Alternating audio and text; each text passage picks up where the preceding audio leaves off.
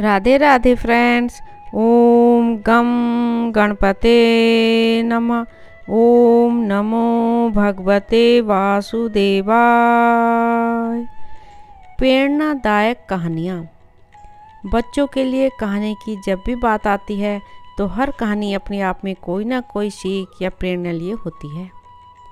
प्रेरणादायक कहानी की बात करते हैं तो ऐसे में केवल उन कहानियों को ही सुनाया जाता है या बताया जाता है जिनसे बच्चों के जीवन में अच्छे कर्म और व्यवहार की प्रेरणा मिले। ये कहानियाँ आपके बच्चे की बुद्धि का विकास करने में तो मदद करेंगी ही, साथ ही इनकी मदद से उन्हें जीवन में अच्छे और बुरे के बीच का अंतर भी समझने में सहायता होगी।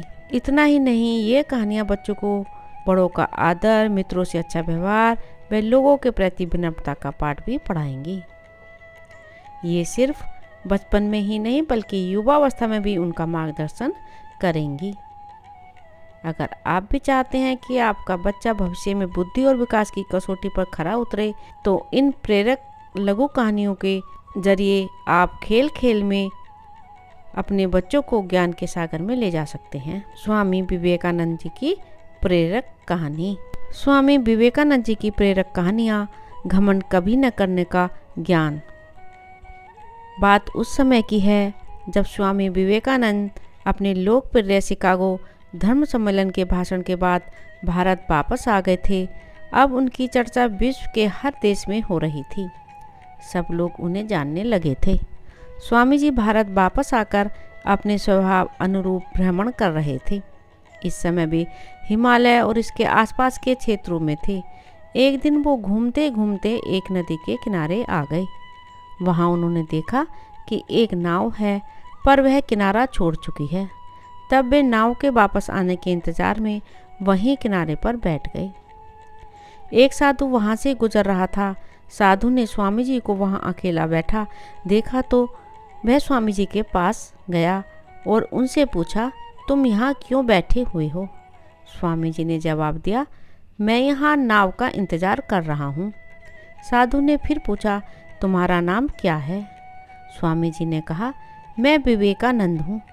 साधु ने स्वामी जी का मजाक उड़ाते हुए उनसे कहा, अच्छा तो तुम वो विख्यात विवेकानंद हो जिसको लगता है कि विदेश में जाकर भाषण दे देने से तुम बहुत बड़े महात्मा साधु बन सकते हो। स्वामी जी ने साधु को कोई जवाब नहीं दिया। फिर साधु ने बहुत ही घमंड के साथ नदी के पानी के ऊपर चलकर अपनी शक्ति का प्रदर्शन किया। कुछ दूर तक चलने के बाद साधु ने स्वामी जी से कहा, क्या तुम मेरी तरह पानी पर पैदल चलकर इस नदी को पार कर सकते हो? स्वामी जी ने बहुत ही आदर और विनम्रता के साथ साधु से कहा, इस बात में कोई शक नहीं कि आपके पास बहुत ही अद्भुत शक्ति है, लेकिन क्या आप मुझे यह बता सकते हो कि आपको यह असाधारण शक्ति प्राप्त करने में कितना समय लगा? बहुत ही अभिमान के साथ साधु ने जवाब दिया, यह बहुत ही कठिन कार्य था। मैंने 20 सालों की कठिन तपस्या और साधना के बाद यह महान शक्ति प्राप्त की है। साधु का यह बताने का अंदाज बहुत ही अहंकार भरा था। यह देखकर स्वामी जी बहुत ही शांत स्वर में बोले, आपने अपनी जिंदगी के 20 साल ऐसी विद्या को सीखने में बर्बाद कर दिए जो काम एक नाव 5 मिनट में कर सकती है। आप ये 20 साल निर्धन बेसहारा गरीबों की सेवा में लगा सकते थे या अपने ज्ञान और शक्ति का प्रयोग देश और देशवासियों की प्रगति में लगा सकते थे, परंतु आपने अपने 20 साल सिर्फ 5 मिनट बचाने के लिए व्यर्थ कर दिए। ये कोई बुद्धिमानी नहीं है। साधु सिर झुकाए खड़े रह गए और स्वामी जी नाव में बैठकर नदी के दूसरे किनारे चले गए। हमें इस कहानी से यह सीख मिलती है कि ज्ञान और शक्ति का सही प्रयोग आवश्यक है। किसी शक्ति को प्राप्त करके यदि हम उस पर घमंड करते हैं तो यह मूर्खता है। शक्ति का सही जगह पर सही इस्तेमाल करना ही वास्तविकता में बुद्धिमानी है। स्वामी विवेकानंद की दूसरी प्रेरक कहानी यह है कि अपनी भाषा पर गर्व। बात उन दिनों की है जब स्वामी विदेश यात्रा पर गए थे। वहाँ उनके आदर सत्कार के लिए कई लोग आए। उनमें से कुछ लोगों ने स्वामी के साथ हाथ मिलाना चाहा और कुछ ने अंग्रेजी में उनसे हेलो कहा। स्वामी विवेकानंद जवाब में हाथ जोड़ते हुए सबको नमस्कार कहा। यह देखकर कुछ लोगों ने सोचा कि स्वामी जी को अंग्रेजी नहीं आती है, इसलिए वो जवाब में नमस्ते कह रहे हैं। ऐसा सोचकर भीड़ में से एक व्यक्ति ने स्वामी विवेकानंद से हिंदी में पूछा कि आप कैसे हैं। हिंदी में सवाल सुनकर स्वामी विवेकानंद मुस्कुराए और उसे इंग्लिश में जवाब दिया, I am fine, thank you. Swami Vivekananda का अंग्रेजी में जवाब सुनकर वहाँ मौजूद सभी लोग हैरान रह गए। लोगों के मन में हुआ कि जब इनसे अंग्रेजी में सवाल किया गया तब हिंदी में जवाब मिला और फिर हिंदी में बात करने पर इंग्लिश में जवाब मिला, आखिर ऐसा क्यों हुआ। तभी एक व्यक्ति ने स्वामी विवेकानंद से यह सवाल पूछ ही लिया। इसका जवाब देते हुए स्वामी विवेकानंद ने बड़ी ही विनम्रता से कहा कि जब आप लोगों ने अंग्रेजी में बात करके अपनी भाषा को आदर दिया तब मैंने अपनी भाषा को माँ मानकर उनका सम्मान करते हुए हिंदी में जवाब दिया। स्वामी विवेकानंद की इस बात को सुनकर वहाँ मौजूद सारे विदेशी हैरान रह गए और तभी से हिंदी भाषा को पूरे विश्व में सम्मान मिलने लगा। इस किस्से से स्वामी विवेकानंद का अपनी भाषा और संस्कृत के प्रति प्यार और आदर झलकता है। हमें अपनी राष्ट्रभाषा को सम्मान देना और उस पर गर्व महसूस करना चाहिए।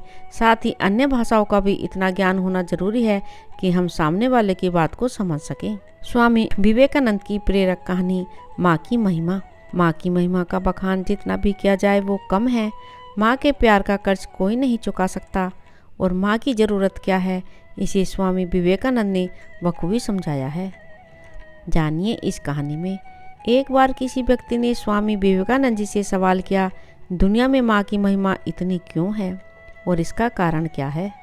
इस सवाल को सुनने के बाद स्वामी जी के चेहरे पर मुस्कान फैल गई।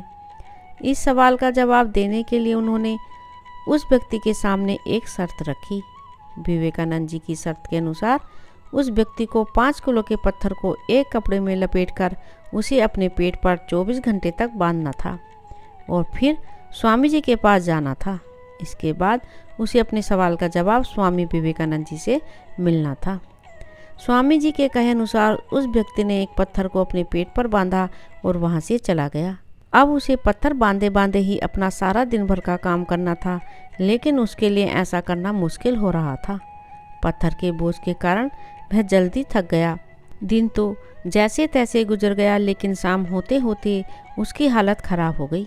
जब उसे रहा नहीं गया तो वह सीधा स्वामी जी के पास गया और बोला, स्वामी जी मैं इस पत्थर को ज़्यादा समय तक बांधकर नहीं रख सकता।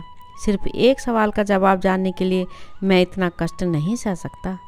उस व्यक्ति की बात सुनकर स्वामी जी मुस्कुराते हुए बोले, तुम 24 घंटे भी पत्थर का भार संभाल नहीं सके और माँ अपनी कोख में बच्चे को 9 महीने तक रखती है और सभी तरह के कार्य भी करती है। इसके बाद भी उसे जरा भी थकान महसूस नहीं होती।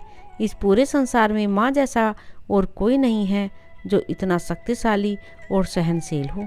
माँ तो शीतलता और सहनशीलता की मूर्त है। माँ से बढ़कर इस दुनिया में कोई नहीं है। स्वामी विवेकानंद जी इस कहानी के माध्यम से लोगों को यह सीख देना चाहते हैं, यह ज्ञान देना चाहते हैं कि इस संसार में माँ जितना धैर्यवान और सहनशील कोई और नहीं है। माँ से बढ़कर इस दुनिया में कुछ हो ही नहीं सकता। राधे राधे। ओम नमो भगवते वासुदेवा।